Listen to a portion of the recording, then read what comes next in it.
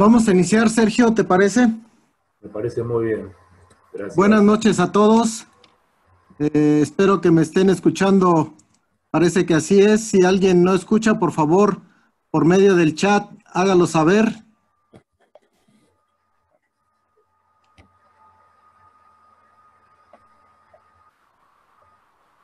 Hola. Vamos a dar inicio con esta sesión del Colegio Nacional de Endodoncistas Militares, nuestra sesión científica en línea. Esta sesión es muy especial ya que tenemos dos acontecimientos importantes. El primero de ellos es que es la última sesión que se organiza por la administración 2017-2020, pero lo más relevante es que tenemos como invitado al doctor Sergio Andrés Rosler desde Buenos Aires, Argentina. Me voy a permitir leer brevemente el currículum del doctor Sergio, quien amablemente aceptó desde hace algunos meses participar con nosotros en esta sesión científica. El doctor Sergio Andrés Rosler es odontólogo titulado de la Facultad de Odontología de la Universidad de Buenos Aires en el año 1996. Realizó su especialidad en endodoncia en la Facultad de Odontología de la Universidad de Maimónides en el año 2005. Asimismo, realizó una especialidad en implantología oral por la Universidad Católica de Argentina en el 2009.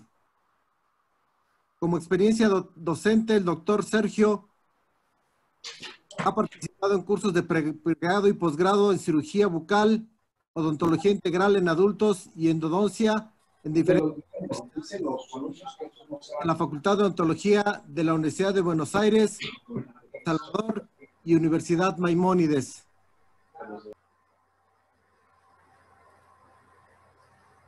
El doctor Sergio es dictante de conferencias y cursos prácticos hands-on en congresos dentales en universidades y hospitales públicos, cubriendo diversos temas relacionados con la endodoncia clínica, como son la microendodoncia, anatomía quirúrgica del sistema de conductos radiculares, instrumentación rotatoria, ultrasonidos y obturación termoplástica, todo esto en diferentes países, iniciando en su natal Argentina, Emiratos Árabes Unidos, diferentes países de América Latina, Europa y Estados Unidos. También fue profesor asociado de la Universidad de Warwick en el Reino Unido y coordinador de la maestría en endodoncia en el Grupo de Endodoncia del Este del Paraguay. También el doctor Sergio es review del European Journal of Dentistry y tiene su práctica privada en Buenos Aires, Argentina. El doctor nos va a hablar hoy de un tema muy interesante y del cual es un completo experto, que es la influencia de la anatomía del sistema de conductos radiculares en las decisiones clínicas del endodoncista. La pregunta, lo esencial, es invisible a los ojos. Esperamos que el doctor nos la aclare con toda su experiencia y con todo su conocimiento. Doctor, sin más preámbulo, te dejo con el auditorio. Muchas gracias a nombre de los socios del Colegio Nacional de Endodoncistas Militares por tu tiempo y tu dedicación de compartir con nosotros toda tu experiencia. Te dejo el micrófono. Bueno, buenas noches a todos. Muchas gracias, Teniente Coronel Alfonso. Muy amable por tus palabras. Bastante extenso todo lo que has leído. Básicamente soy un humilde odontólogo que vive en Buenos Aires y trata de hacer lo mejor posible y de poder enseñar como en esta noche de aquí.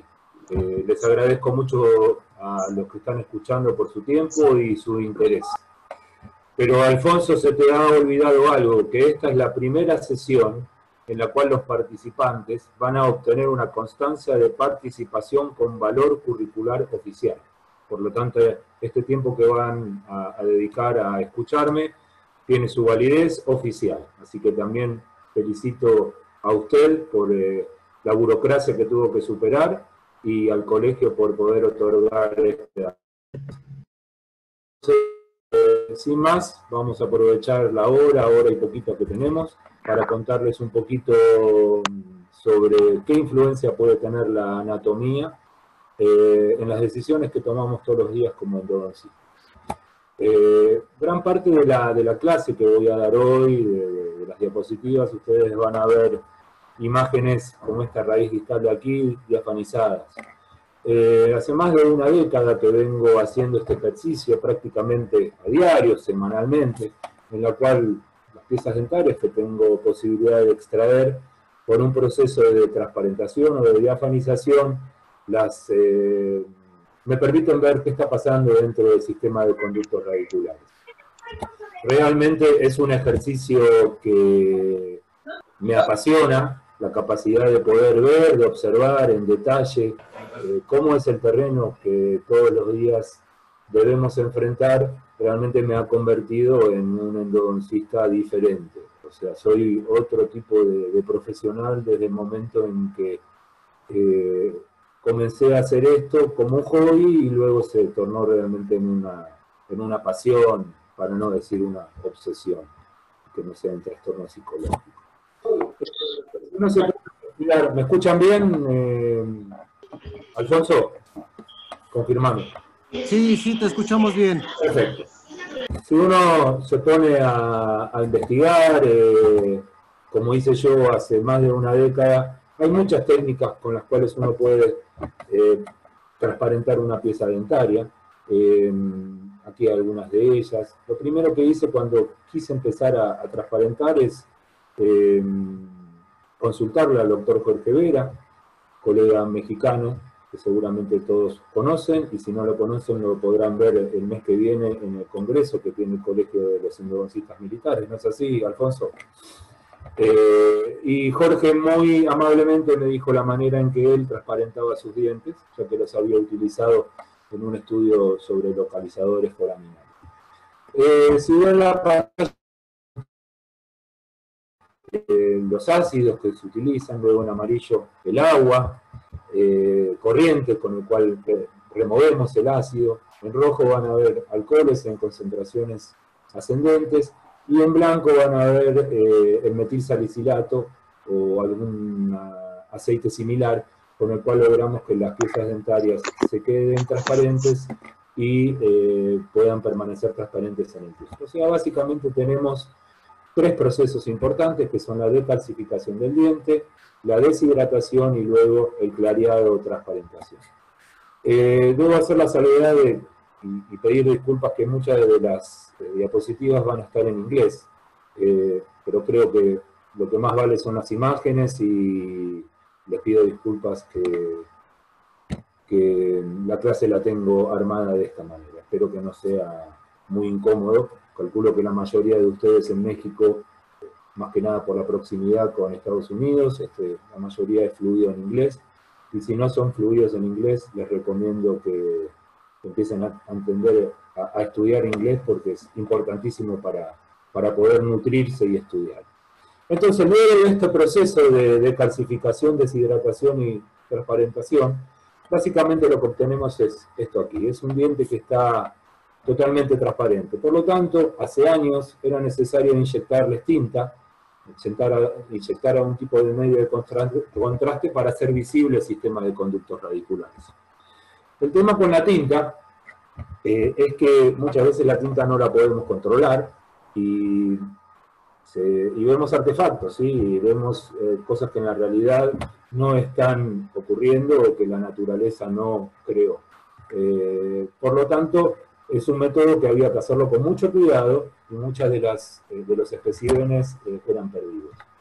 Sintetizando muchísimo cuál es el proceso de transparentación, con lo cual estoy empezando esta clase, básicamente lo que hoy en día hago es lo siguiente. Parto de dientes que están extraídos recientemente, luego los secamos a temperatura ambiente,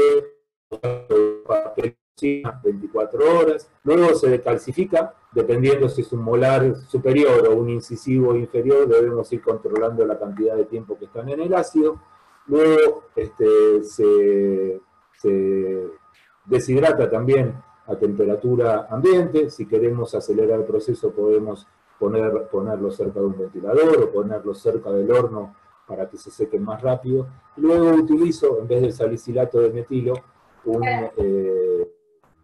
aceite que se utiliza en microscopía con un índice de refracción de 1.51 o 1.52, el cual me permite ya no estar utilizando el salicilato de metilo, que quien lo usó sabe que es bastante molesto, tiene un olor muy fuerte y es difícil de trabajar.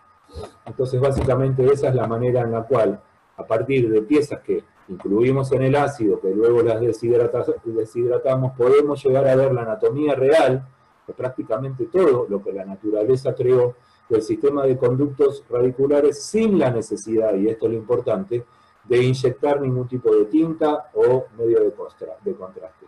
Quien propuso esta técnica es el doctor Craig Warrington, ahí tienen debajo la cita bibliográfica, y pueden tener más información en cualquiera de estos sitios, 2 artículos escritos por mí, y el libro de Barrani y Berciani, o el artículo original del doctor Craig Warrington. Entonces, el tema de hoy básicamente es entender qué pasa con la anatomía y qué actitudes clínicas nosotros debemos tomar a partir de la anatomía que nos presentan las piezas dentales, del sistema de conductos radiculares. Esta es la manera en que a mí me enseñaron, no sé por qué tenemos estas líneas rojas, azules. Usted me dirá, Alfonso. Lo que pasa es que de repente algunos de los asistentes, por favor, los que estén asistiendo, no manipulen la pantalla porque aparecen esas líneas. Por favor, no manipulen la pantalla. Esto se queda aquí y no se va. Sí, yo creo que lamentablemente ahí se va a quedar. ¿Querés que salga de compartir pantalla y la vuelvo a compartir a ver si se va? Sí, por favor.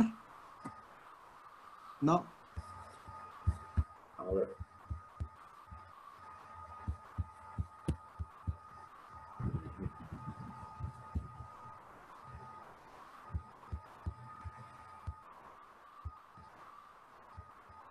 Bueno. Me parece bastante feo que esto esté aquí durante toda la presentación, ¿no? Sí, ¿Hay alguna manera de solucionarlo? Si no, seguimos. Estoy tratando, pero no. Ok, bueno. Les decía que esta es la manera en la cual a mí me enseñaron endodoncia en el año 1993, de una forma muy esquemática, donde, por ejemplo, los conductos, los molares superiores a veces tenían 4 conductos, cuando hoy sabemos que debemos considerar a los molares superiores como que tienen prácticamente en el 100% de los casos 4 conductos, o por lo menos debemos buscarlos siempre, ¿no? Esta es la manera en que me enseñaron también a trabajar, que los conductos eran más o menos rectos, que no había demasiadas curvaturas, parecidos a los obeliscos de Buenos Aires. Inclusive, hasta nos pedían que alternáramos limas y escariadores, hasta que uno podía considerar que el conducto había sido bien instrumentado una vez que salía un polvito blanco de los conductos. No sé si a usted, Alfonso, le suena esa maniobra. Sí. Sí. Uno tenía que instrumentar hasta que la dentina salga blanca. Utilizábamos hipoclorito de sodio, agua de cal, agua oxigenada, y obturábamos con una pasta alcalina. A medida que fui progresando en la especialidad, conociendo más, me di cuenta que la anatomía no se parecía en nada al obelisco de Buenos Aires y que era bastante más compleja, como por ejemplo en los premolares inferiores, que va a ser el primer grupo que vamos a estudiar en esta noche, en la cual si uno observa que hay una pérdida en la radiolucidez y vemos una radioopacidad, uno ya tiene que sospechar que es uno de los premolares que nos va a traer trabajo, porque va a tener una bifurcación y va a tener 2 conductos. El tema con estos premolares es que la bifurcación se encuentra en el tercio medio, prácticamente, lo cual dificulta las maniobras si uno no trabaja con magnificación.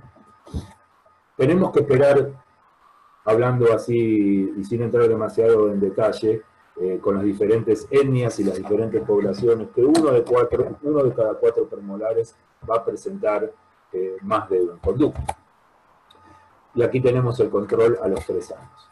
Entonces, a medida que vamos progresando, ya automáticamente uno desconfía de los premolares y les dedica más tiempo y programa citas más largas y se fija hacia el lingual si existe ese segundo conducto en la bifurcación.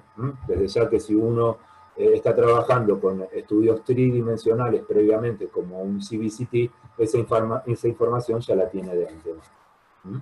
Entonces tenemos que esperar que uno de cada 4 premolares tenga este tipo de configuración.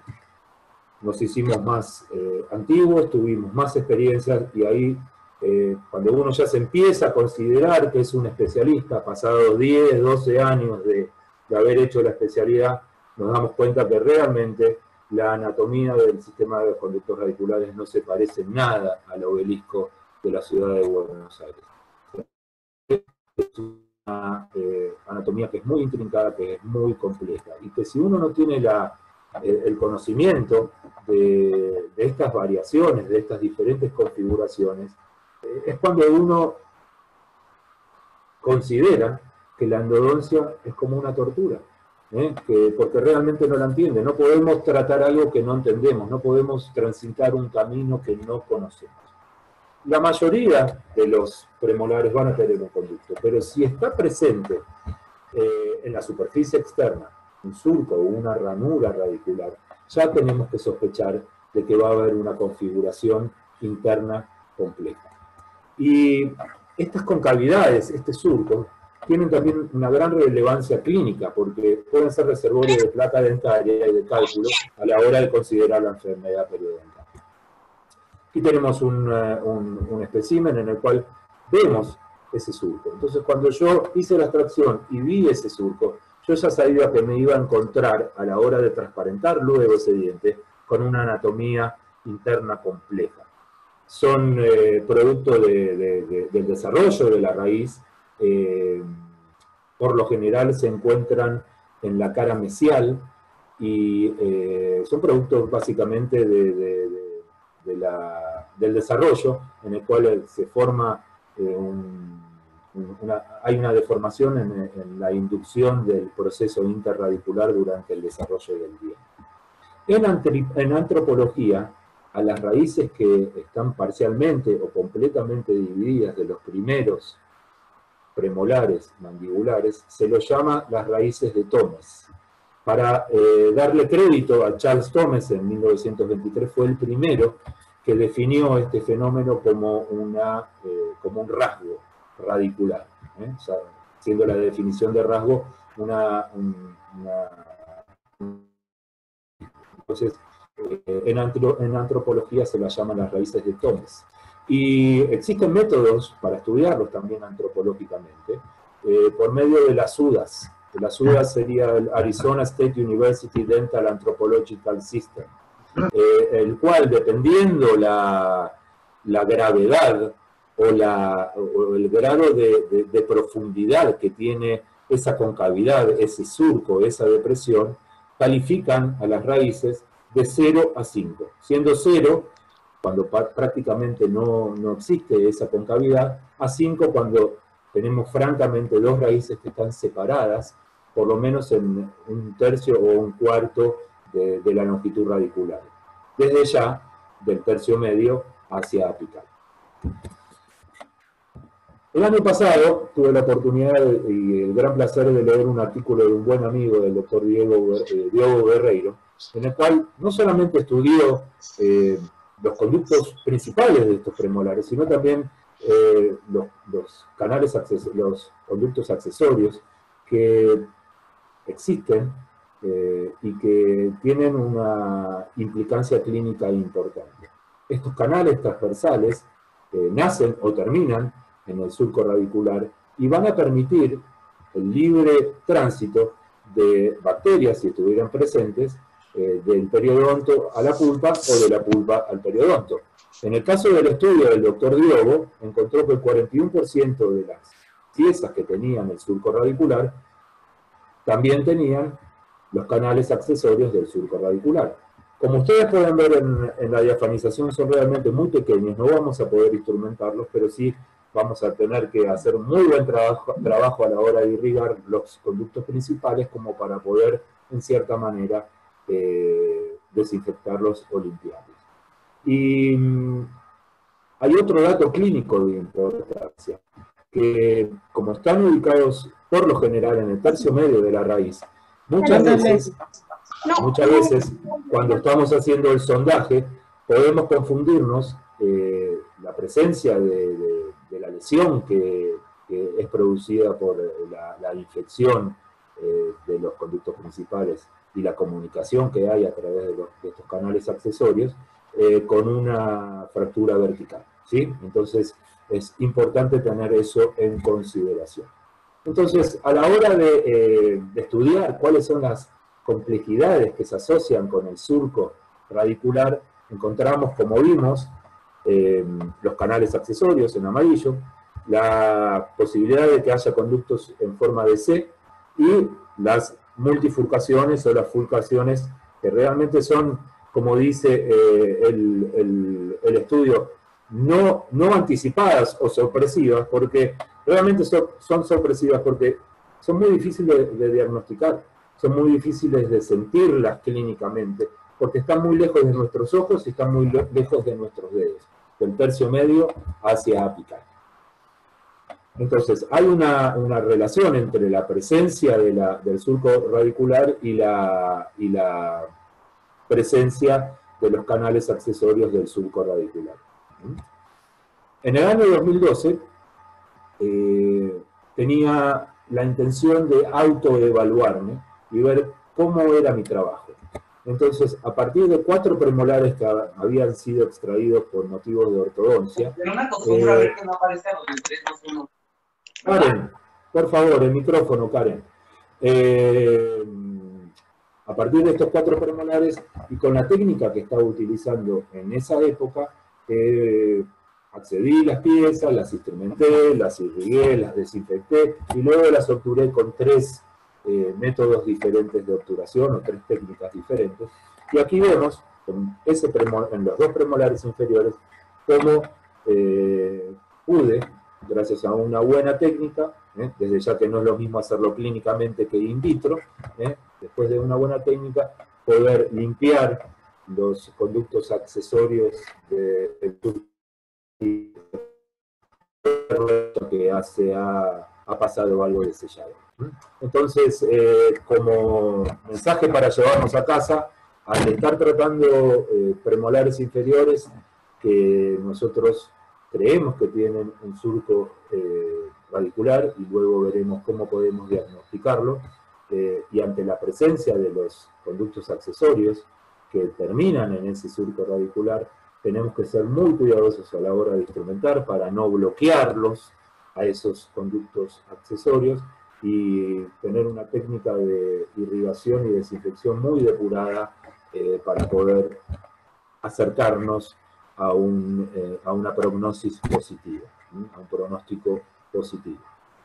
Hablando de los conductos en forma de C, depende el estudio que uno tome, depende de la población que se estudie, vamos a tener diferentes porcentajes. No soy muy amigo de los porcentajes, lo que sí les puedo decir es que también es una variación que no se identifica de forma muy sencilla con la radiografía convencional o con nuestra sensibilidad clínica.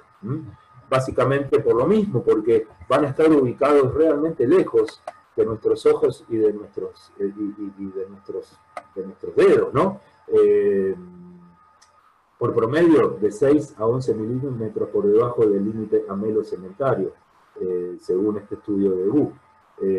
Y puede adoptar diferentes formas, ser una C continua, una C discontinua, o estar realmente fragmentada, lo cual lo hace bastante complicado.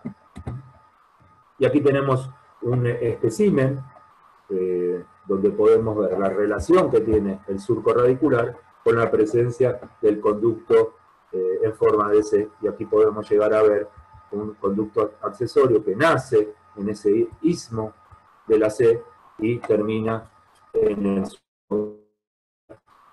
Para diagnosticarlo, ya que un conducto en C no lo vamos a poder ver hasta donde yo tengo entendido, dependiendo de la calidad de imagen que nos presenten los CBCT, los Computerized Tomography. Realmente no sé si los equipos de hoy en día tienen la capacidad de mostrarnos la presencia de un conducto en C. Lo que sí nos van a poder mostrar es la presencia del surco radicular. Entonces, cuando nosotros veamos en el plano axial, en los cortes, la escotadura que existe cuando hay un surco radicular, ya debemos estar sospechando de que vamos a encontrar una anatomía completa. Desde ya, tomando en consideración las recomendaciones y la posición que tienen la Asociación Americana de Endodoncia o la Sociedad Europea de Endodoncia, yo sí tengo que hablar con ustedes en confianza, comiendo un taco a la pastor y entre amigos. Si yo pudiera tener la posibilidad de pedir un estudio tridimensional antes de hacer cualquiera de las endodoncias que hago, sin dudas lo haría. Esa es mi posición con respecto a el CBCT. Y aquí tenemos otro espécimen en el cual vemos la bifurcación y también la relación que existe entre la presencia del surco radicular y la presencia de los canales accesorios.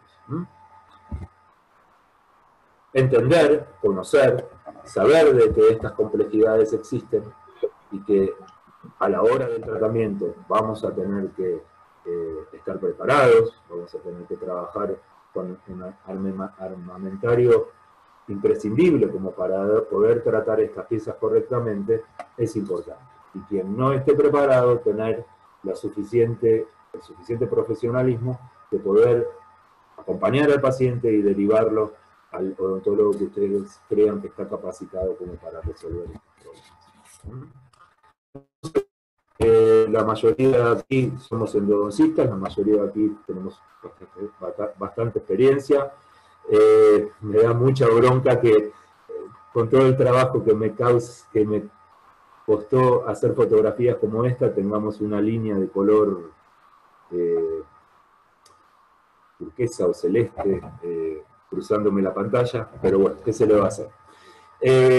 Como decía, la mayoría de nosotros tiene experiencia, es endodoncista y sabe que si no conocemos la anatomía, realmente no vamos a llegar muy lejos, ¿sí? El conocimiento de la anatomía y de todas sus variaciones es fundamental para poder acercarnos al éxito en endodoncia, ¿sí? Hay una linda frase de Antoni Gaudí que dice que la línea recta pertenece al hombre y la línea curva pertenece a Dios. Y lo que estamos nosotros tratando es producto de la naturaleza, así que siempre tenemos que tener en consideración las curvas que vemos y las curvas que no vemos radiográficamente.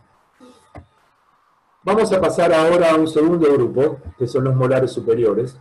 Por lo general, cuando se habla de molares superiores, lo primero de lo que se habla, el problema que a todos no nos deja dormir demasiado, es la presencia o ausencia del segundo conducto de la raíz mesial, o el MB2.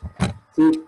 Voy a tratar de salir un poquitito de ese discurso tan trillado, y hoy día vamos a hablar de la existencia o la prevalencia que existe en las raíces fusionadas que vemos, no solo en los segundos molares superiores, sino también en los primeros molares superiores, ¿sí?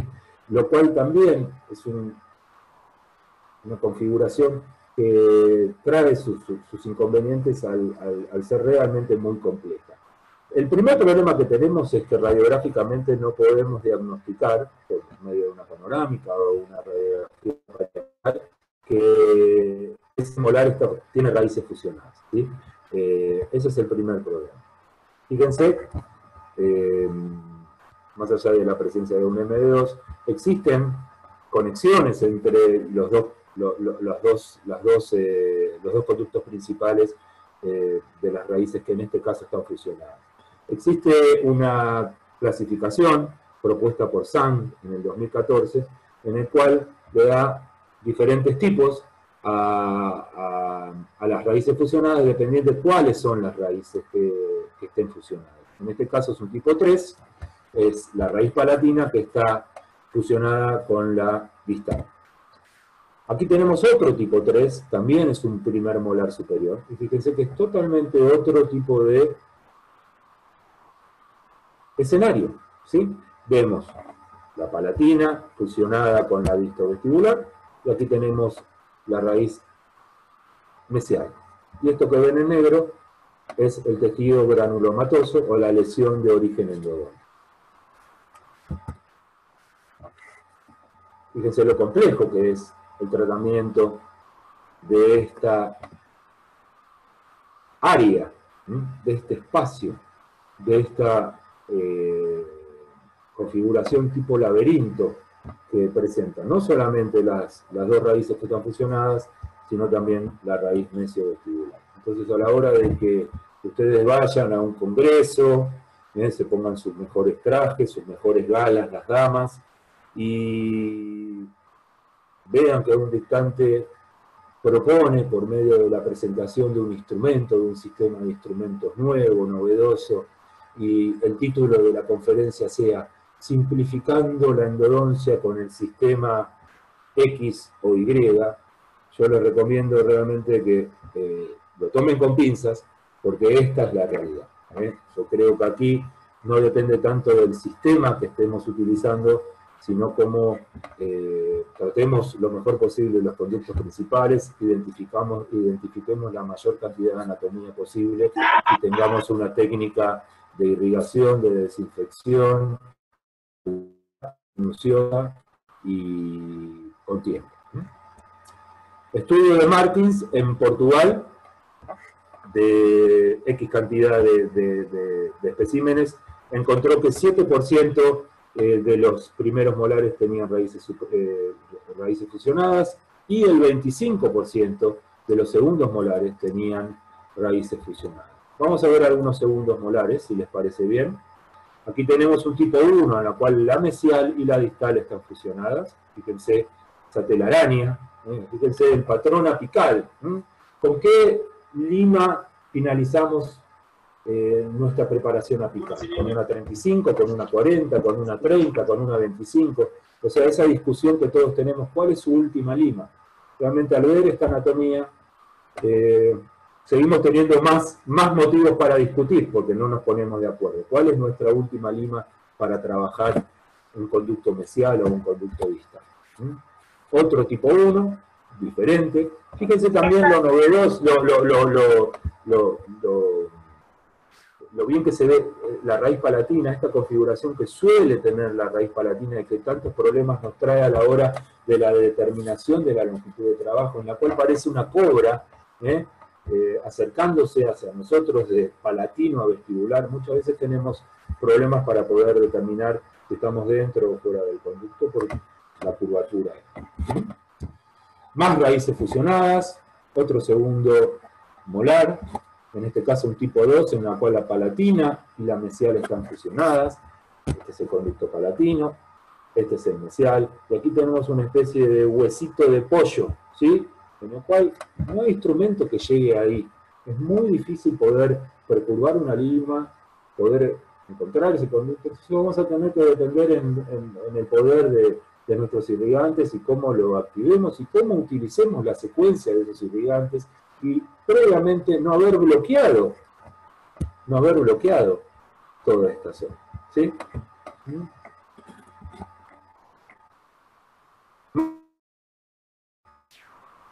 Realmente es un área bastante importante que queda sin poder ser instrumentada mecánicamente o manualmente.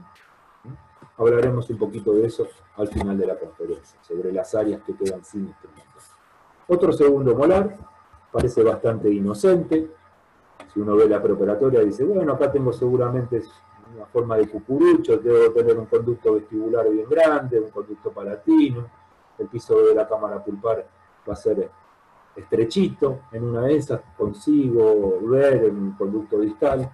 La realidad es que es bastante complejo, con una raíz mesial con delta apical, un disco vestibular bastante atrésico, bastante chiquitito, y este es un tipo 4, en el cual la mesial y la distal estén fusionadas y la palatina se fusiona a alguna de las otras dos. Y también tenemos la presencia de canales furcales. Según Coenca, 1 de cada 3 molares van a tener conductos furcales o conductos cervicales. Entonces esto ya se traslada automáticamente a la actitud clínica que nosotros debemos tener.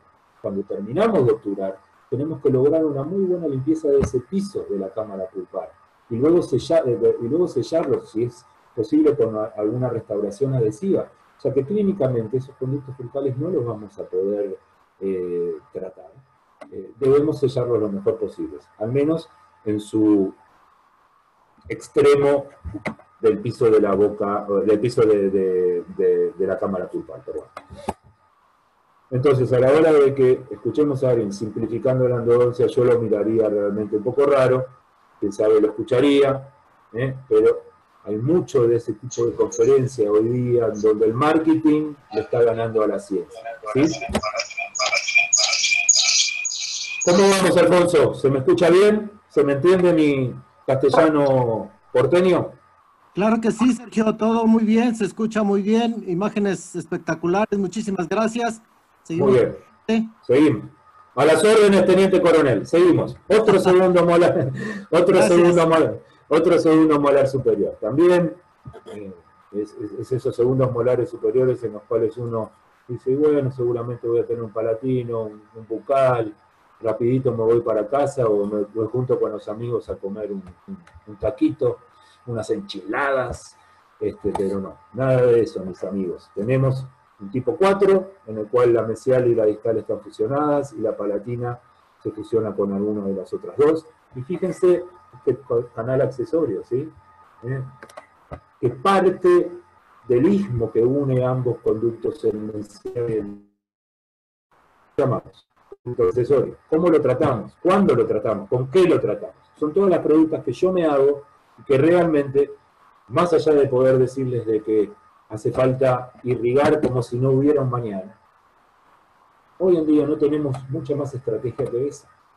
A no ser que seas un clínico excepcional, que los hay, pero los podemos contar con la mano. Y otro segundo molar superior, el último de esta noche, en la cual todas las raíces están fusionadas, un tipo 6, parece un cono de helado. Fíjense lo complejo que es. Inclusive aquí también tenemos calles que no sabemos qué nombre ponerles y realmente son complicados de tratar, ¿sí? Lo mejor que podemos hacer es encontrar los conductos principales, tratar de no bloquear el componente lateral del sistema de conductos radiculares a la hora de instrumentar, ser muy cuidadosos a la hora de irrigar,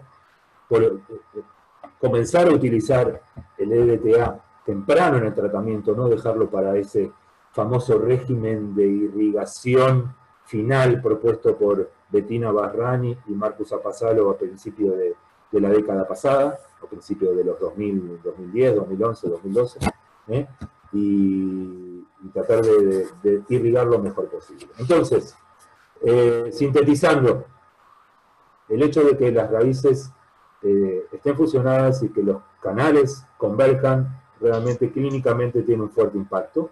La disposición que tienen los orificios de entradas en el piso de la cámara pulpar puede ser diferente a la que estamos acostumbrados.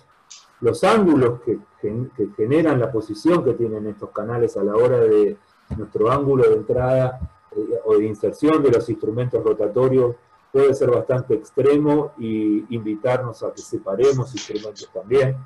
Los sismos son comunes, tenemos que esperar, como hemos visto, una anatomía apical diferente, y estas fusiones van a tener una incidencia mayor en segundos molares y en mujeres. Y por último dejé el hecho de que los autores de este estudio encontraron la clasificación de nuestro buen amigo Frank Bertucci poco práctica a la hora de clasificar las raíces fusionadas. Yo tengo que agrandar un poquito el combo y decirles que a mi humilde modo de ver las cosas, la clasificación que nació a partir del estudio de Bertucci, a partir de premolares superiores, si mal no recuerdo, segundo premolares superiores, transparentados, diafanizados, ¿sí? En los cuales se inyectó tinta, decía que la clasificación de Bertucci, los diferentes 8 tipos, realmente nunca me fue práctica, es más, nunca me pude acordar de memoria cuál es cada tipo, porque realmente no me sirve, ¿sí? Por ejemplo, vamos al tipo 6.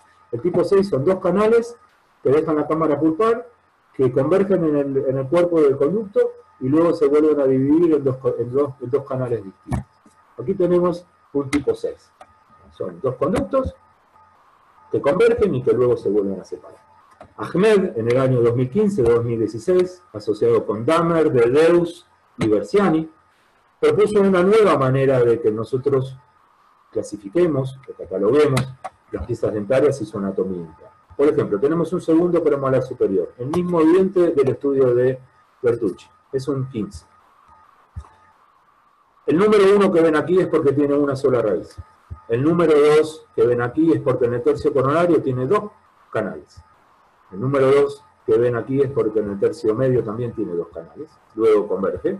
Y en este 2 que ven aquí es porque tiene dos conductos en el tercio apical. Veamos otro ejemplo. También es un 15, tiene el 1 de una raíz, tiene 2 conductos en coronario, 1 en el tercio medio y 2 en apical. También es un tipo 6. Son el mismo tipo de Bertucci, pero tienen una realidad completamente diferente. La estrategia para instrumentar, irrigar, obturar estas piezas va a ser diferente. No es lo mismo tener toda esta zona de istmo que no tenerla. ¿Me entienden, mis estimados colegas? Entonces, esa es la razón por la cual solo les que tengo. Por lo cual, realmente, para mí Bertucci no diría que está pasado de moda, porque cuando uno lee un estudio y tienen que hacer una clasificación, utilizan la clasificación de Bertucci, por lo menos a mí no me es de utilidad. Y este es un dibujo que ha realizado a mi pedido mi mujer, María Florencia, que creo que nos está escuchando. María Florencia, te amo, sos la mejor y dibujás preciosamente. Aquí vemos a Mr. Madú, quienes no tienen pelo o peinan canas o les está faltando un pelo, saben que es un dibujito de un señor que hacía sus locuras, básicamente porque veía poco igual que los endodoncistas. Y Mr. Madú, en vez de tener un bastón de ciego, tiene una lima en la mano, tocando en algunas paredes de su camino y en otras paredes no. Volveremos a este dibujo dentro de un ratito, pero para sintetizar les quería decir que el sistema de conductos radiculares es complejo y heterogéneo, no está estandarizado y es inconstante, es intrincado e impredecible. Y otra de las cosas importantes es que el terreno en el cual nosotros vamos trabajando va modificándose a medida que nosotros vamos haciendo el tratamiento. Y las herramientas que, más allá que son fantásticas hoy en día, si las comparamos con las herramientas que teníamos hace 10 años, o hace 5 años, o hace 20 años, todavía siguen teniendo limitaciones. Les voy a mostrar un estudio que hice un estudio observacional, muy humilde, a partir de las raíces mesiales que pude ir recolectando en el periodo de 2015 al 2018, con gente de la región. Solamente había un individuo de raza negra, de Senegal. Son 52 raíces mesiales, básicamente 6, 7 y 8, algún 8. Básicamente la misma cantidad de mujeres que hombres, todas las franjas etarias. Y vamos a ver si hay ausencia o presencia de istmos, de conexiones entre los canales principales, o la ausencia o presencia del canal medio mesial. Han tenido una clase maravillosa la última sesión. ¿Es así, Alfonso?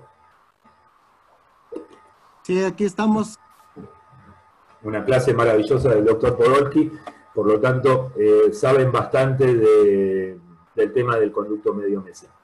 Aquí tenemos 48, 49 de estas raíces, fíjense, que son todas hermanas, pero ninguna se parecen entre sí, o sea, parecen hermanas de diferente madre. Y aquí vamos un poquito a mis hallazgos, ¿sí? Encontré en un 80% de los ejemplares la presencia de ismos.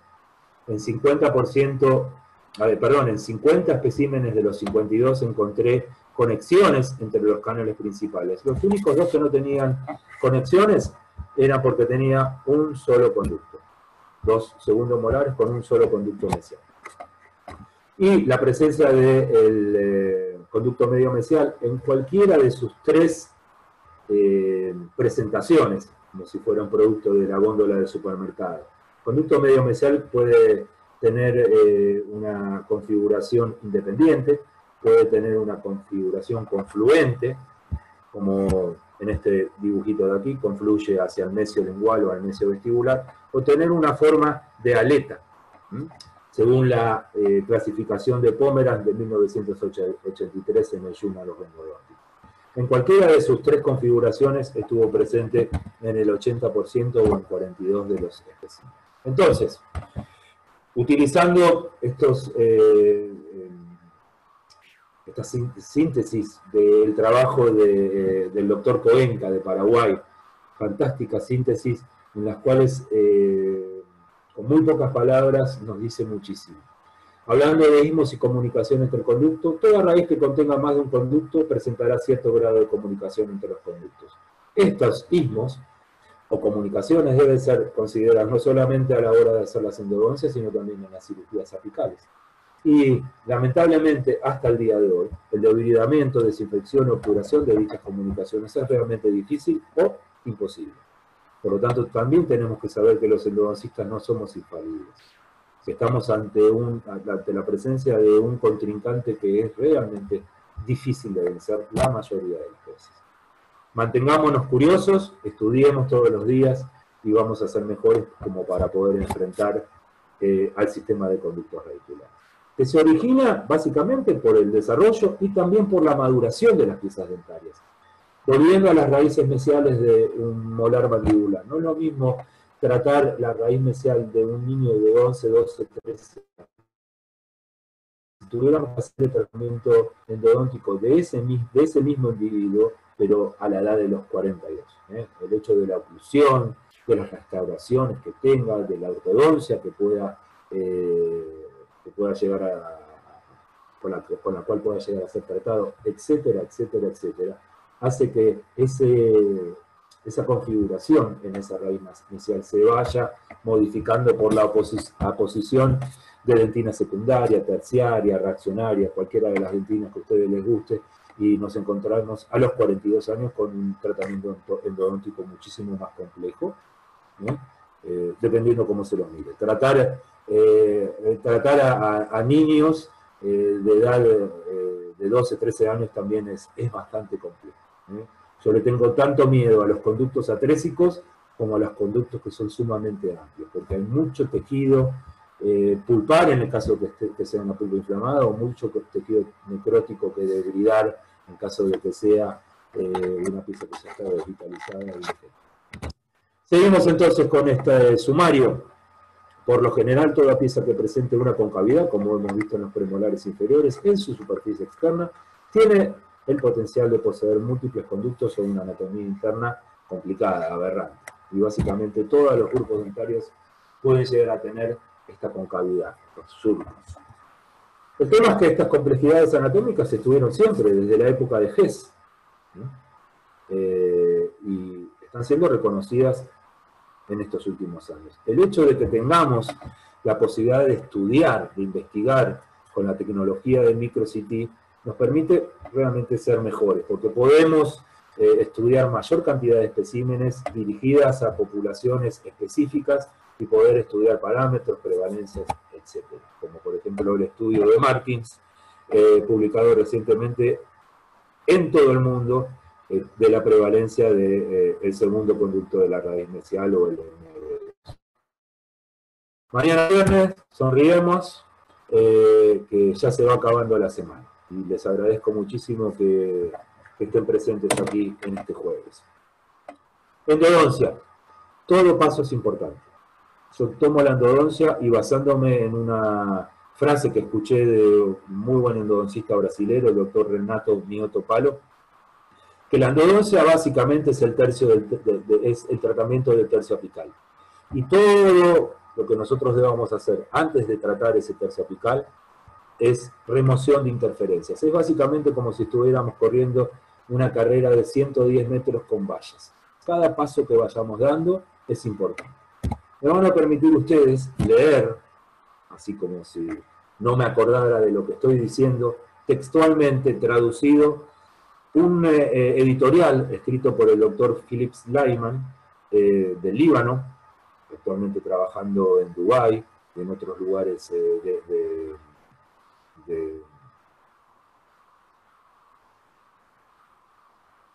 que hablan en árabe, no me sale decir muy bien cómo sería, pero trabaja bastante en esa zona del Medio Oriente, básicamente en Dubái, pero es del Líbano.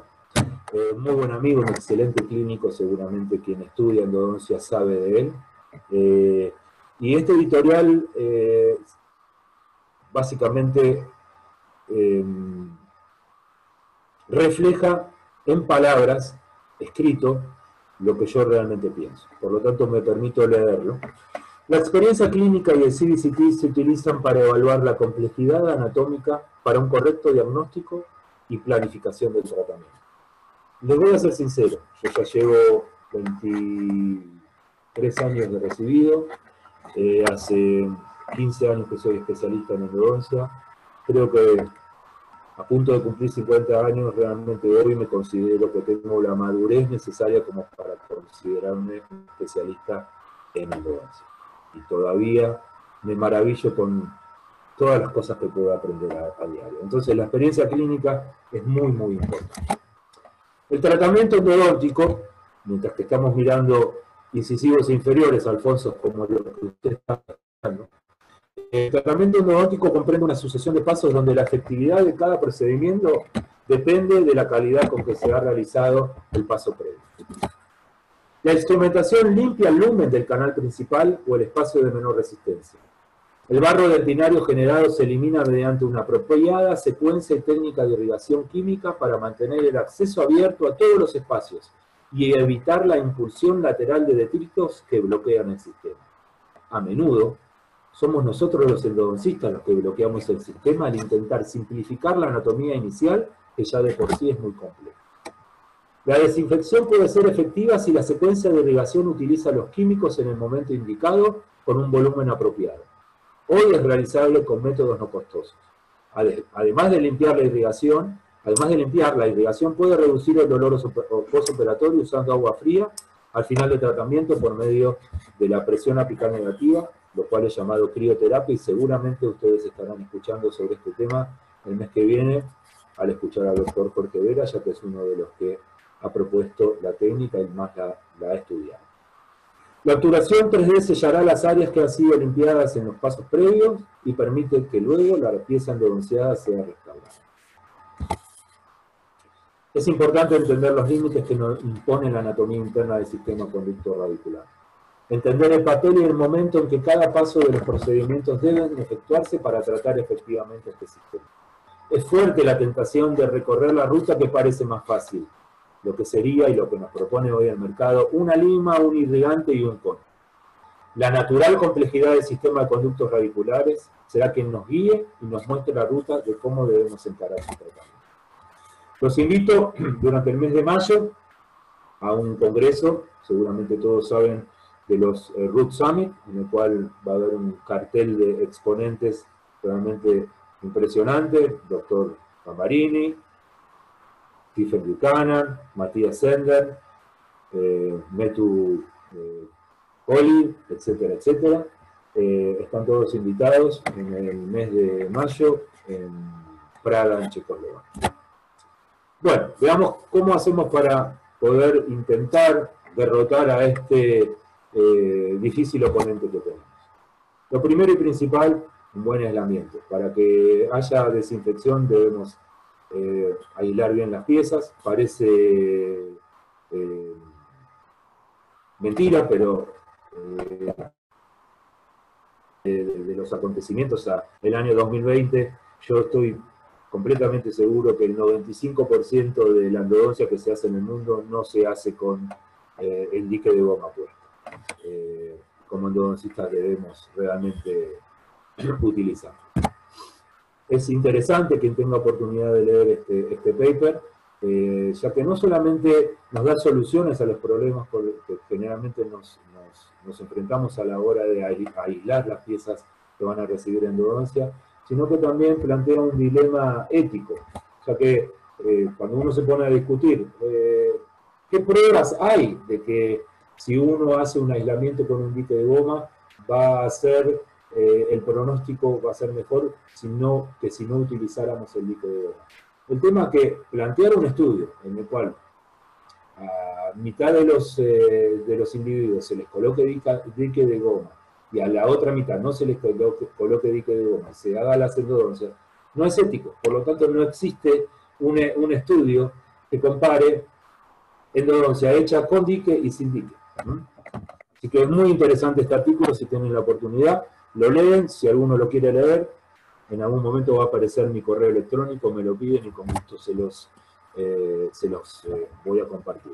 Alfonso, son las 11:52, las 8:52 para ustedes. Me parece que me voy a saltear algunas cositas porque si no, no vamos a llegar. ¿O cómo usted quiere con el tiempo? Estamos bien, tenemos aproximadamente unos 15 minutos más. Ok, a mí me están faltando algo así como 50 diapositivas. Así que voy a hacer un saltito nomás, unas cositas acá, y así podemos llegar al final que siempre es muy apasionante. Bueno, seguimos entonces. ¿De qué depende que nuestro pronóstico sea favorable? Desde ya que lo primero que tenemos que hacer es encontrar los conductos, una vez de aislar, acceder a la pieza, desinfectarla, etc. Tenemos un caso clínico, en el cual vemos cómo, de qué manera trato yo una pieza, un molar superior. Luego de hacer el acceso, realizamos una pequeña reconstrucción preendodóntica como para generar una alberca en la cual podamos contener el hipoclorito de sodio. Citando las leyes de Krasner y Rankov, podemos ir viendo que el piso de la cámara es más oscuro que las paredes axiales, que las calcificaciones o la dentina reparativa las vamos a ver de forma más brillante, y con frecuencia nos están obliterando o tapando algún conducto que nosotros deseemos encontrar, que los orificios de entrada de los canales van a estar en la unión del piso con las paredes, localizados en los ángulos, y al final de las líneas de fusión y de desarrollo. Y aquí tenemos el caso clínico. También es importante y fundamental para que tengamos un buen pronóstico cómo vamos a modelar, cómo vamos a instrumentar esos canales, ¿sí? Teniendo en consideración siempre que vamos a tener más de una curvatura, más allá de la que veamos en nuestras radiografías periapicales, y generalmente las curvaturas que no vemos son las más peligrosas. 50% de las raíces, de los conductos de las raíces mesiales van a converger, como en este caso de aquí. El otro 50% van a tener un portal de desembocadura o van a tener una terminación independiente. El hecho de que estos conductos converjan en un 50% es bastante importante y tiene un fuerte impacto en la clínica. Generalmente el conducto mesiolingual es más fácil de negociar y va a ser el primero que nosotros vamos a obturar, ya que es más sencillo.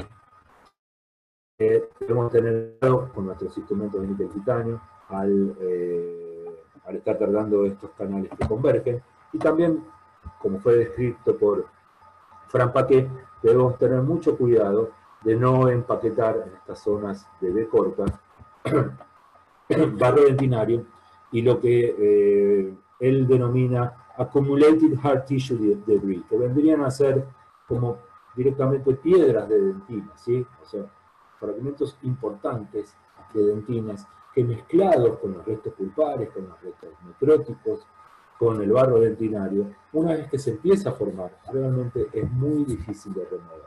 Es por eso que luego veremos el porqué de que a mí me gusta comenzar a utilizar el EDTA bastante temprano en el tratamiento. Y si es posible, tratar de activarlo de alguna manera. Y tenemos otro ejemplo en el cual vemos que el conducto mesiolingual es mucho más sencillo de tratar que el mesiovestibular.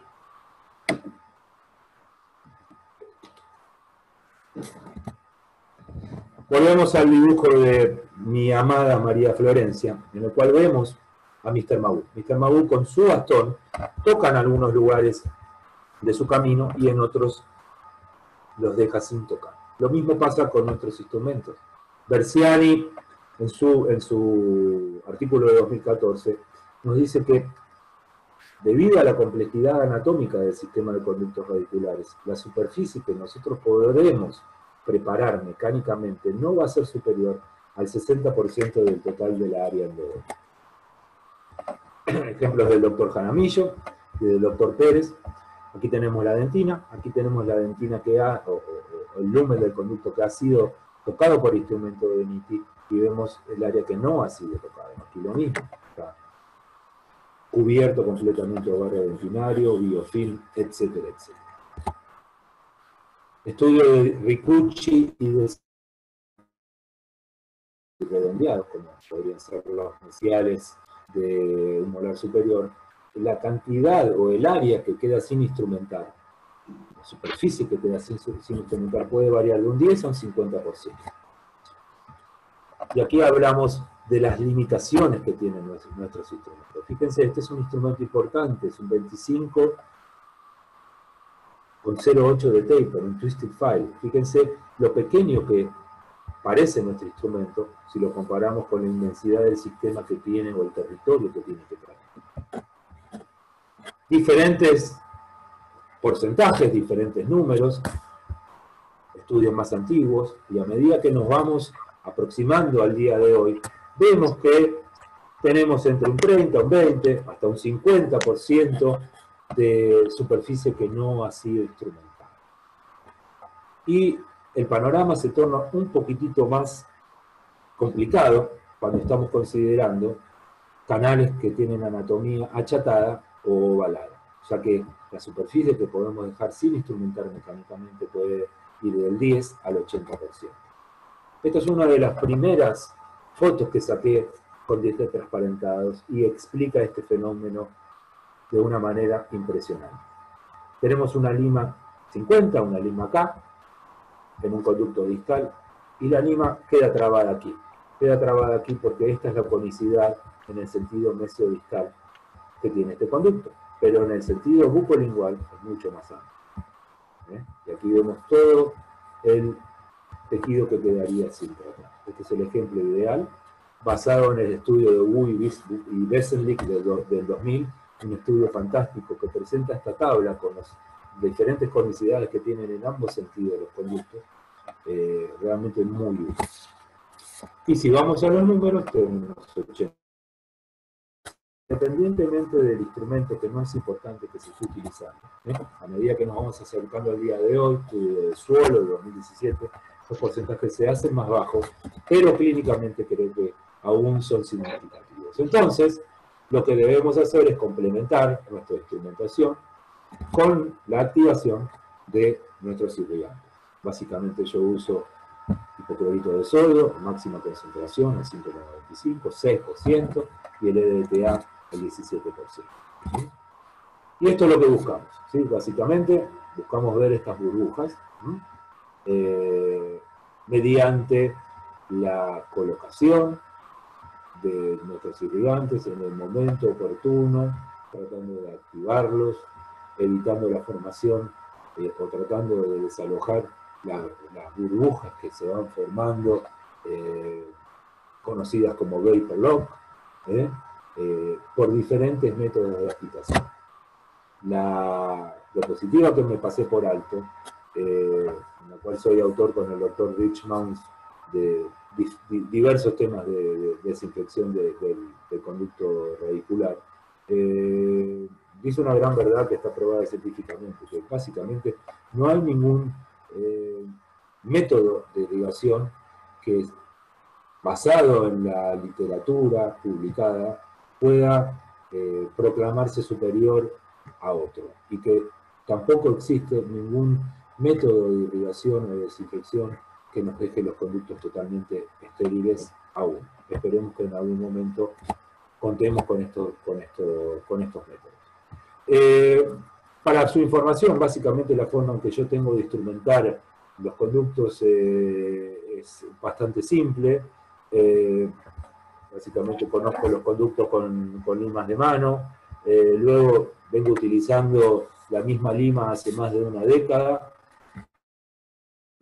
la conozco, me sirve, cumple con lo que yo le estoy pidiendo y realmente no necesito salir corriendo a ir a comprar la última lima que salió porque me ofrece una cinemática diferente, más allá que TF se podía utilizar o se puede utilizar en un movimiento adaptativo. No necesito cinemáticas diferentes, necesito aleaciones diferentes. Considero que esta lima, en el momento en que fue lanzada al mercado, era una lima que estaba 5 o 6 o 7 años adelantada a sus competidores por el tratamiento térmico que tiene y la fase R.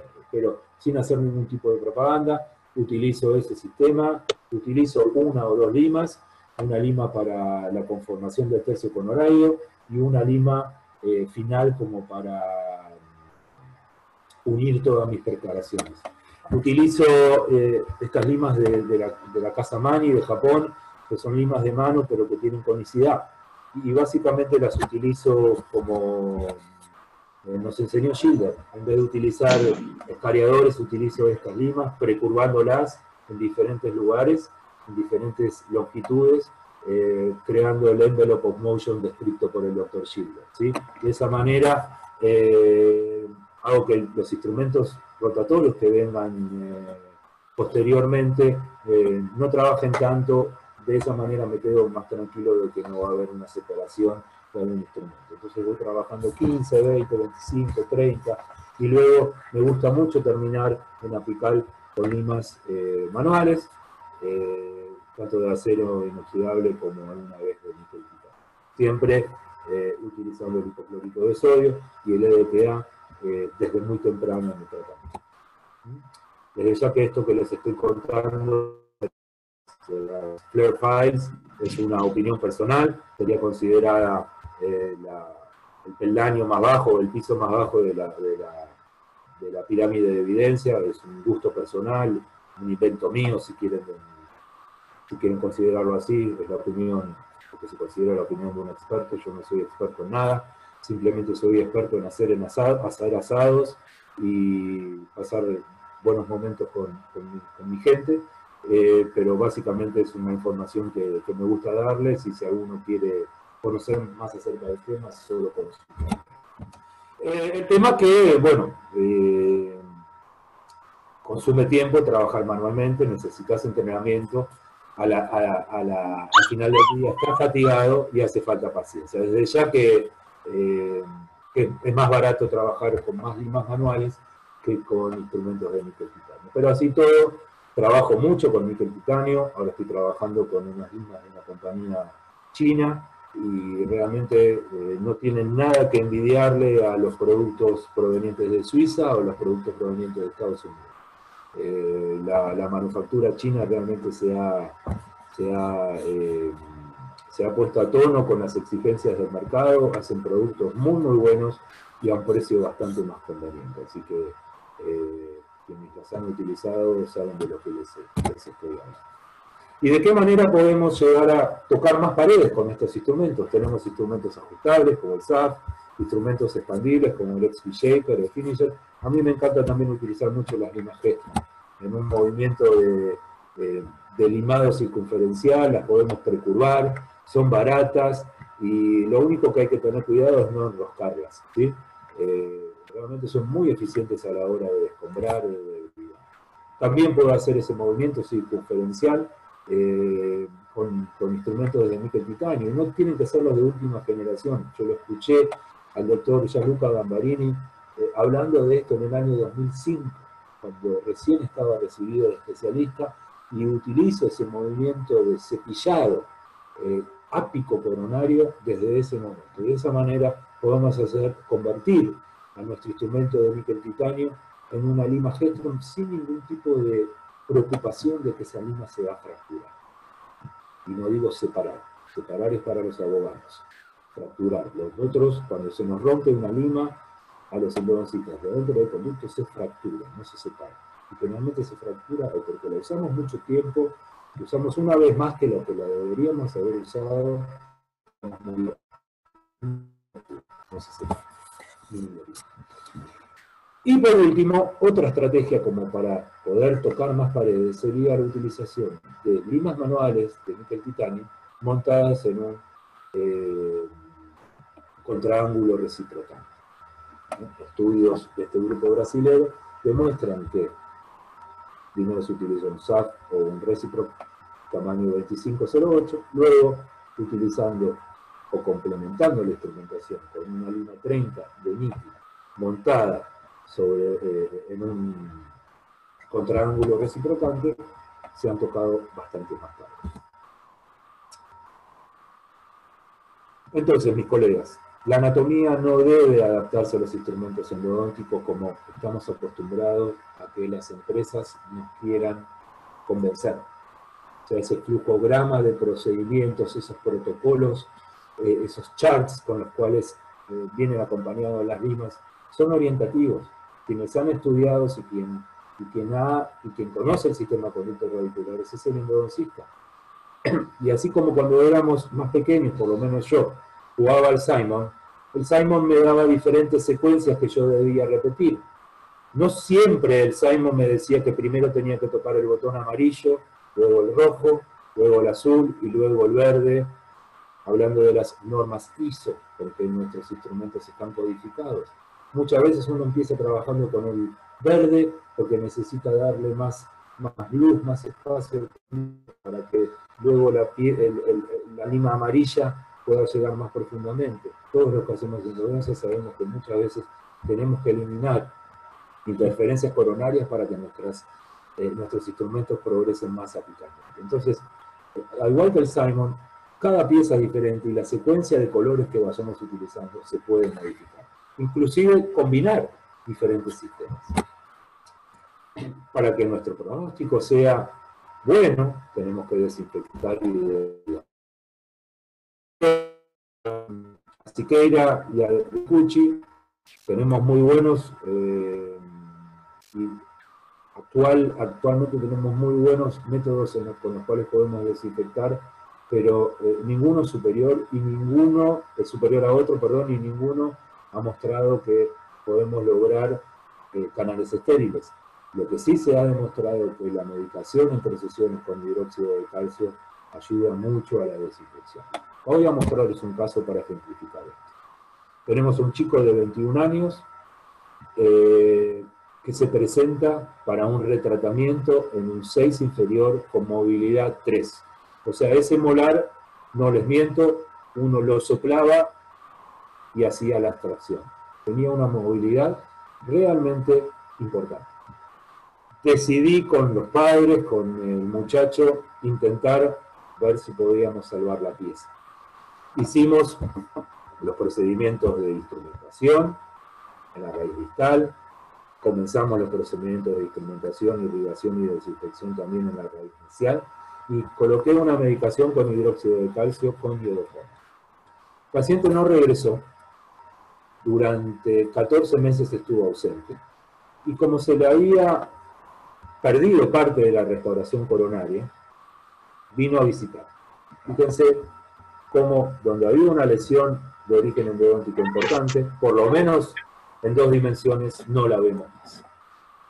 Entonces le dije, bueno maestro, la semana que viene venite al consultorio, así que termino la endodoncia. Me dijo, me voy a ver el Mundial de Rusia. Vuelvo en 2 meses y lo primero que hago es venir a ver. Fantástico. Se fue a Rusia, no le gustó la actuación argentina en el Mundial de Rusia, habrá comido un taco que estaba un poco duro, un taco ruso y se le fracturó la fractura vertical, lo que me dio la posibilidad de hacer la extracción y hacer la diafanización. Por lo general, en la zona de los sismos o las conexiones entre los conductos principales, cuando la pieza está muy infectada, suelo ver la zona negra, pero negra, bien negra, como la noche. Aquí se ve que hay limpieza. Eso no habla bien de Rosberg, habla bien del hidróxido de calcio, y me da una prueba de que es de buen obrar, no apurarse, no querer hacer endodoncia express, darle la oportunidad a la pieza que tenga esa medicación 2-3 semanas, y si todo marcha bien, si había una fístula, si esa fístula se ha cerrado, ese es el momento en el cual podemos obturar en una segunda, tercera o cuarta sesión. Nadie nos corre. Muchas veces estamos apurados por lo económico y no estamos dándole a la biología el tiempo necesario como para que haga su trabajo. Y aquí está la reanimación. Esta es la secuencia con la cual trabajo desde el año 2015, después de hablar en la ciudad de Madrid con el doctor Jorge Vera acerca de la crioterapia y de la utilización del agua entre los irrigantes, básicamente hipoclorito de sodio, mientras que hacemos el acceso, conocemos los conductos, luego agua. Al decir agua estoy refiriéndome a solución fisiológica, LTA durante la preparación mecánica, solución fisiológica, entre cada cambio de instrumento mecánico, hipoclorito de sodio, y al final del tratamiento, solución fisiológica refrigerada a 2,5 grados centígrados durante 5 minutos, utilizando, si es posible, la presión apical negativa. Muy bien, y este es el estudio que respalda esta filosofía. Y por último, tenemos que tratar de obturar tridimensionalmente lo mejor posible nuestro trabajo. Si hicimos una buena instrumentación, una buena desinfección, la obturación va a ser algo que no nos va a traer demasiado problema, como para poder sellar todas las vías de entrada y de salida que puedan haber quedado, que puedan llegar a tener la bacteria o los microorganismos que seguramente van a quedar dentro del sistema de la. Tratar de hacer una buena reconstrucción coronaria y tratar de no dejar espacios vacíos. Entonces, terminando ya, don Alfonso, antes de que me eche. Las variaciones anatómicas son un gran desafío a la hora de irrigar, desinfectar y obturar. No es gran novedad. Para que nos acercamos a un buen pronóstico, lo que algunos llaman éxito, todos los casos, no solamente los complejos, a mi humilde modo de ver, deben ser tratados por el clínico con toda la armamentaria y tecnología disponible. Fundamental es un buen diagnóstico. Si tenemos un microscopio, excelente. Si tenemos magnificación, andaremos muy bien. Si no tenemos un microscopio o magnificación, dentro de 2 diapositivas les voy a dar un consejo. Si tenemos la posibilidad de pedirle al paciente un estudio tridimensional previo, vamos a conocer mucho mejor el territorio donde tenemos que trabajar. Pero lo más importante es el compromiso de querer resolver el problema. Es el compromiso de querer resolver el problema. A diferencia de otras especialidades, nuestro trabajo no lo ve nadie. Solamente nosotros los endodoncistas andamos con radiografías en la billetera, en los bolsillos. En cambio, otras especialidades, si la ortodoncia anda bien, tengo los dientes derechos. Si el ortodoncista es bueno, tengo dientes limpios. Nuestro trabajo, hay un sinfín de grises entre lo blanco y lo negro. Lo blanco no me duele, lo negro me duele un montón. Y en el medio hay un montón de grises que nadie ve y que también nadie valora. Por eso es tan importante darles a conocer al paciente todo lo que hicimos y explicarles para que valoren nuestros esfuerzos.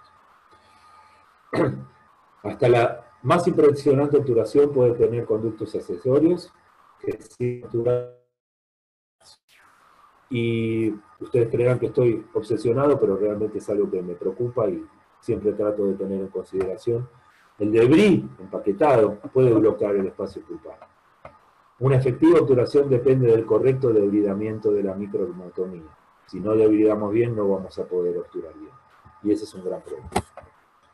Más allá de todo lo expuesto, de todo lo problemático de mi exposición de hoy, el índice de suceso de supervivencia de las piezas dentarias tratadas con un buen tratamiento de conducto primario, ronda aproximadamente un 80-90%, por lo tanto, más allá de que nuestro contrincante es bastante complicado, complejo, difícil, tenemos buenos resultados. ¿Y por qué tenemos buenos resultados? Quizás porque la infección inicial estaba solamente restricta a los conductos principales y no a todo el sistema. Quizás somos tan buenos endodoncistas que somos capaces de erradicar efectivamente a todas las bacterias de todo el sistema de conductos radiculares. Quizás hicimos un muy buen trabajo y las bacterias residuales que quedaron no están en un número suficiente como para generar una reinfección o para perpetuar la infección preexistente. O quizás la bacteria residual, o las bacterias o los microorganismos residuales, no tienen un franco acceso a los tejidos perirradiculares y por lo tanto no tienen alimento disponible. Entonces, básicamente esto es lo que todos queremos, que donde había lesión no exista más lesión. La endodoncia es la especialidad que previene y trata estos problemas, la periodontitis cervical. Pero además, a diferencia de otras especialidades, es capaz de promover la formación de hueso a donde antes había sido reabsorbido, con hueso o con algún tejido similar a un tejido óseo, más allá de los cuerpos extraños que estén presentes. Y por último les dejo lo que serían mis 10 mandamientos. Estos 10 mandamientos nacieron cuando hace un par de años se puso tan de moda en las redes sociales algún comentario, decían, yo amo la endodoncia, o está la empresa que dice, yo conozco la endodoncia. Aquí van un par de propuestas para ver si realmente conocemos la endodoncia, o si realmente estamos enamorados de la endodoncia, o lo único que queremos es vender instrumentos.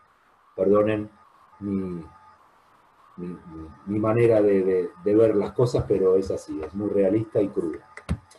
El punto número 1 es que si no hay diagnóstico no hay endodoncia. El punto número 2 es que debemos conocer la endodoncia, debemos conocer anatomía, histología, fisiopatología, que siguen siendo muy importantes, son lo más importante. Conocer de metalúrgica no es tan importante. Debemos practicar nuestra endodoncia basados en evidencia científica independiente y fuerte. Y si es posible que no sea tendenciosa. Estaría muy bueno que estudiemos todos los días. El bienestar del paciente es nuestra única preocupación, el resto son detalles. Tengamos la preocupación, aunque muchas veces es difícil de controlar nuestro trabajo. Los controles son nuestro mejor maestro y son el juez verdadero. Pequeños juguetes tecnológicos no van a hacer que nuestra endodoncia sea mejor. Los conceptos sólidos, firmes, comprobados, basados en evidencia y las filosofías que la respaldan, sí van a hacer que nuestra endodoncia sea mejor. No seamos los primeros en comprar lo que se considera tecnología útil, pero tampoco seamos los últimos. Compremos nuestro microscopio primero y luego podremos comprarnos un auto caro y lujoso. Y por último, practiquemos y ejercitemos nuestra profesión comportándonos como realmente para lo que estudiamos, como proveedores de salud, no como mercaderes. Hagamos nuestra endodoncia como si estuviéramos haciendo una manufactura de origen suizo, con la paciencia de un asiático y con la pasión que nos caracteriza a nosotros. Entonces ahí realmente podemos decir que amamos la endodoncia. Y le dejo esta última foto, anterior a la campaña de la remera y del gorro negro que se hizo, que partió acá de Argentina del año 2016. Esta foto dice que cada diente vale más que el oro y que debemos tratar de salvar cuantos más podamos. Aquí tienen mi correo electrónico, a las órdenes para lo que le necesiten. Espero que haya sido de utilidad esta pequeña charla y a las órdenes nuevamente para lo que puedan precisar. Cualquiera de los artículos que vieron o cualquier información, tarde o temprano, con gusto se las daré. Muchísimas gracias por su atención. Muchísimas gracias, Sergio. Muchísimas gracias por tu plática. Realmente, pues estamos muy contentos de todo lo que nos has presentado. La calidad de tus imágenes son insuperables. y la extensión de tus conocimientos, pues también es de altísima calidad. Proceder a leer algunas de las preguntas. ¿Me permite, Sergio, por favor? Con mucho gusto. Tenemos aquí un mensaje. El doctor Juárez te manda un abrazo y agradece tu apoyo para nuestras conferencias. Espera que nos sigas apoyando en estas conferencias. La doctora mucho gusto, Gabriela, con mucho gusto, doctor Juárez. A las órdenes. Próximo Gabriela, presidente del colegio. Así es. La doctora Gabriela Medina. Hermosa charla, hermosas imágenes. La pregunta dice, mencionó que es imposible desinfectar zonas en donde la anatomía apical y las conexiones de tejido conectivo laxo son complicados. Se sabe que la adecuada técnica de irrigación podría llegar a limpiar esas áreas. Sin embargo, el pronóstico dependerá del diagnóstico inicial. ¿Qué opina de eso? Gracias y saludos. Pues básicamente me baso en las imágenes que vemos y en las palabras del doctor Coenca. Creo que a partir de ahí viene la pregunta, ¿sí? Muchas veces es imposible. Muchas veces es imposible o sea, vamos a hacer una hipótesis, don Alfonso. Sí. Usted conoce de antemano toda la anatomía, lo intrincado. Vamos a poner como ejemplo esa raíz mesio-vestibular con la lesión de origen endodóntico en el primer molar superior que tenía las otras dos raíces fusionadas. ¿Se acuerdan de la diapositiva? Espere que la vaya a buscar. ¿Para qué estamos adivinando si la tengo aquí? A ver. Vamos a poner este ejemplo.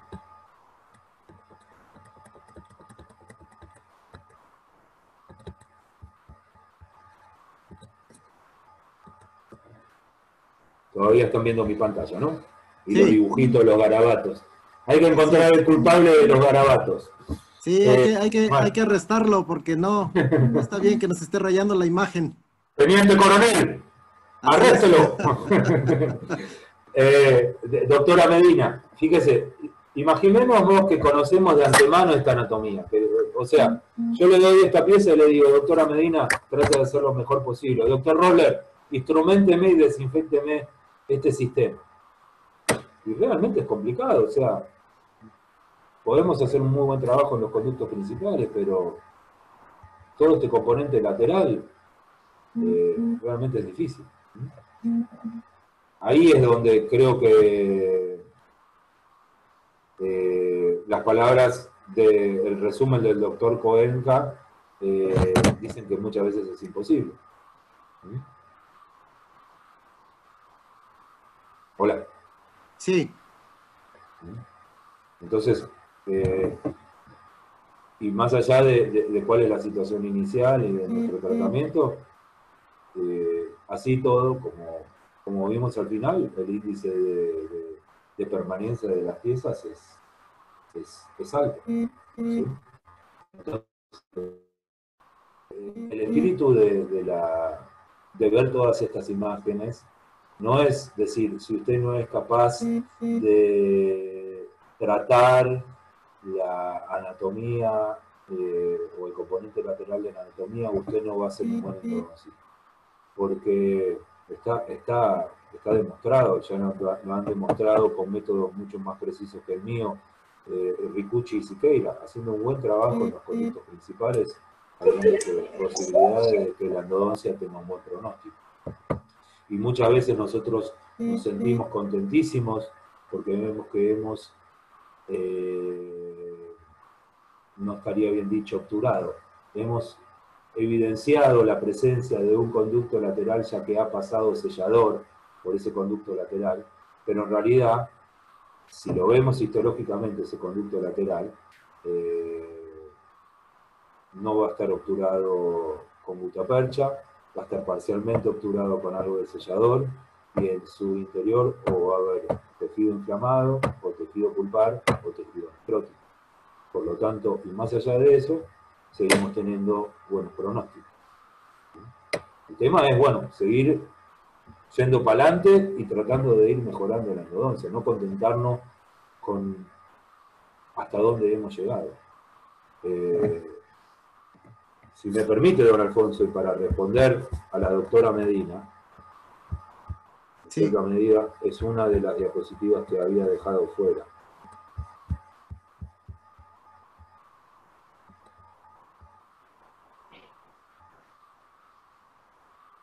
No sé si alcanzan a verlas ahí. ¿Sí, Alfonso, la ven? Ahí O se sea, ve muy bien. básicamente este es este es el estudio, este es el paper acerca de la disonancia cognitiva de Seltzer y Bender, 1965. Y este es uno de los artículos que hemos visto hoy de Ricucci y Siqueira. Y básicamente dicen lo mismo, que todavía hay muchas preguntas que no logramos responder, que todavía, más allá de que son muy efectivos, los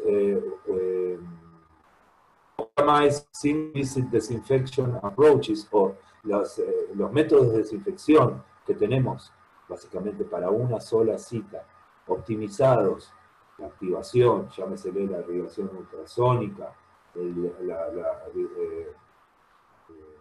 irrigación por presión apical negativa, la irrigación sónica, la agitación manual de un cono de gutapercha. Ahora tenemos el gentle wave, un sistema multisónico, etcétera, etcétera. Ninguno ha logrado ser efectivo a punto tal de, y sin olvidarnos de la presión apical positiva, que todos utilizamos, la jeringa y la aguja, dependerá también la aguja que utilicemos, ninguno, francamente, con evidencia científica probada, puede ser considerado superior al otro. Y ninguno va a dejar los conductos estériles. O sea que tenemos los mismos problemas y las mismas preguntas que hace 50 años, cuando fue escrito el artículo de Seltzer y Bender, al cual recomiendo a quien lo tenga que lo vuelva a leer y lo relea y lo relea, porque realmente parece que ha sido escrito el día de ayer. Y los dos terminan de la misma manera, y como terminan la mayoría de los papers que nosotros leemos en los journals. Hace falta más estudios, más investigación en esta línea de pensamiento, en esta línea de investigación, como para llegar a tener resultados. No sé qué opina usted, Alfonso. No, pues completamente de acuerdo, doctor. Es la anatomía compleja. Yo les digo a los alumnos de la facultad que lo único constante en la anatomía pulpar va a Lo ser la inconstante. variación.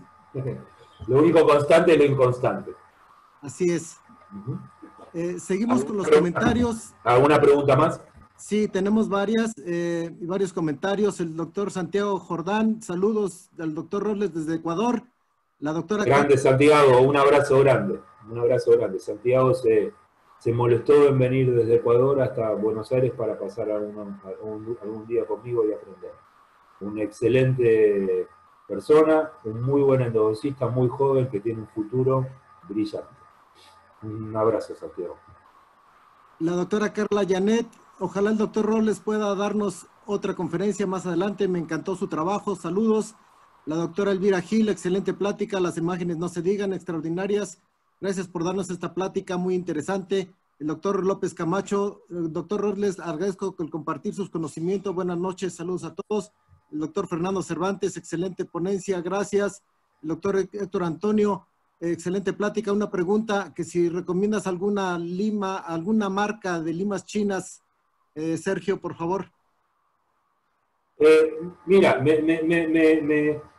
Alfonso, me siento muy orgulloso de haber hablado prácticamente 1 hora y media y no haber dicho prácticamente ninguna marca comercial. Así que voy a continuar con esa línea de pensamiento. Dentro de poquito estaré dando un webinar previo al Congreso de Roots, en el cual seguramente voy a estar hablando de voy a estar hablando de técnicas utilizando limas de origen chino, ¿sí? Pero yo creo que hoy en día, ¿cuál es el nombre del doctor que hizo la pregunta? El doctor Héctor Antonio. El doctor Antonio. El doctor Héctor, básicamente hoy creo que todos los sistemas que hay en el mercado son todos buenos. Son todos buenos. Los avances que se han logrado en las aleaciones, en los diseños, en la manufactura, en todas las fábricas, en todos los instrumentos, son realmente buenos. Después va, y básicamente todos hacen lo mismo, doctor Héctor, doctor Alfonso. Nos dejan una sección redondeada en un territorio que es cualquier cosa menos una sección redondeada. ¿Me siguen lo que le quiero decir? O sea, todos nos dejan una impronta redonda en algo que no tiene una sección redondeada. Es por eso que hay tanta superficie que queda sin instrumentar. Así que básicamente yo creo que cualquier instrumento hoy en día es un instrumento. Lo que sí es importante es no apurarse a utilizarlo clínicamente, conocerlo, ir con precaución, comenzar por las instrucciones que nos da el fabricante y luego ir adaptándolo a los gustos propios. Pero es importante que conozcamos los sistemas con que trabajamos. Y si de repente algún instrumento de todo ese sistema no nos sirve o no nos gusta, utilizar alguno de otro sistema y de esa manera hibridizar. ¿Sí? Gracias, doctor. Otro comentario del doctor Alejandro Orihuela. Gracias por compartir conocimientos, muy agradable la plática. La doctora Noemí, felicidades, excelente plática, muy buenos tips. Perdón, ya me hice un poquito aquí. Otra pregunta del doctor Alejandro Ruiz. Buenas noches, ¿usted qué opina de la instrumentación con ultrasonido para retirar el debris? O sea, ¿instrumentación o la Instrumentación con ultrasonido, dice aquí. Instrumentación con ultrasonido. No sé, yo no recuerdo haber utilizado, no tengo experiencia en instrumentar los conductos con ultrasonido. Tal vez el doctor se refiera a la irrigación ultrasónica, sí, bueno, sí. eso sí, es muy efectivo, muy efectivo. Y hoy existen métodos o unidades ultrasónicas, ¿sí? Que son realmente muy accesibles. Yo recuerdo el primer ultrasonido que compré, lo que me costó. Hoy son tecnologías que están muy accesibles, o bastante más accesibles que en el pasado, y también la calidad de las puntas ultrasónicas muy superior, son mucho más accesibles. O sea que yo creo que lo primero que debería comprarse un recién recibido es una unidad ultrasónica, solamente para hacer endodoncia, para hacer otras maniobras odontológicas, como reanimación de segmentos, descartaje, etcétera, etcétera. Es importante tener una unidad ultrasónica, pero creo que se refería a la irrigación ultrasónica. Si yo tendría que elegir entre una unidad ultrasónica y una sónica, me compraría una unidad ultrasónica. Si tuviera dinero para eso. Y me siguen pintando la pantalla. ¿Qué otra pregunta, don Alfonso? Otra pregunta de el doctor Fernando. ¿Qué opina de la activación dinámico manual y de la agitación sónica en Doctivactor? Endoactivator. Que si Bueno, será efectivo. no tengo experiencia con el Endoactivator. Lo que sí lo veo desde un punto de vista práctico. Si una unidad ultrasónica me sirve para, además de la endodoncia, remoción de instrumentos fracturados, remoción de pernos, etcétera, etcétera, me sirve para otras cosas en la odontología, creo que es más inteligente hacer una inversión en un ultrasonido que en un endoactivator, que para lo único que me sirve es para la agitación de un irrigante dentro del canal. Y por lo que yo he leído y tengo la información de lo que leí, no es superior la agitación sónica que la ultrasónica, por lo tanto, esa es mi opinión. Respecto a la agitación manual dinámica de un cono de ultrapercha, me parece un método fantástico. Es más, he escuchado hace muy poquito que es muy bien considerada por el doctor Van der Lues, que sería el mayor propulsor de la irrigación ultrasónica. Así que yo lo utilizo mucho. La irrigación, la agitación del irrigante con un cono bien adaptado de ultrapresión. Técnica propuesta por Pierre Machty, 1998.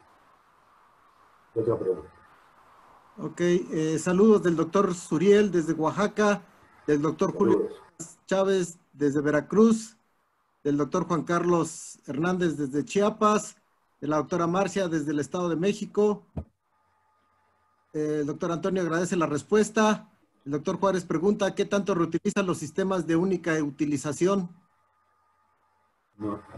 ¿Son de ¿Qué sería eso? ¿Qué sería? ¿Way One esos? Supongo que sí. He utilizado realmente muy poco, tengo muy poca experiencia. Los considero instrumentos que son muy eficientes, pero no puedo hacer un juicio o una opinión. No tengo, bueno, señora, ya voy. No tengo la suficiente experiencia como para poder opinar al respecto. Muchas gracias. Son todas las preguntas. Agradecemos infinitamente al doctor Sergio Rottler su participación. Y si me permites, dejamos de compartir la pantalla, por favor, Sergio, para que pueda yo subir una imagen. Sería saber cómo.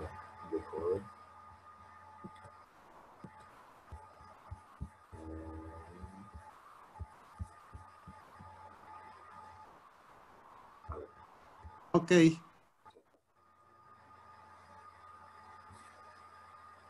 Bueno, queremos agradecer a nombre del Colegio Nacional de Endodoncistas Militares la amable participación, doctor Sergio Rottler, en esta noche con el tema influencia del sistema de conductos en las decisiones clínicas del endodoncista. Te faltó la A acá. Acá te faltó la A, mira. Ándale, sí. Al endodoncista no se le pasa una. No, tienes ojo de águila. Este reconocimiento, como mencionó el doctor en un principio, va a tener un reconocimiento de validez oficial curricular a partir de esta sesión. Esto es un beneficio que se tiene para los socios del Colegio Nacional de Endodoncistas Militares.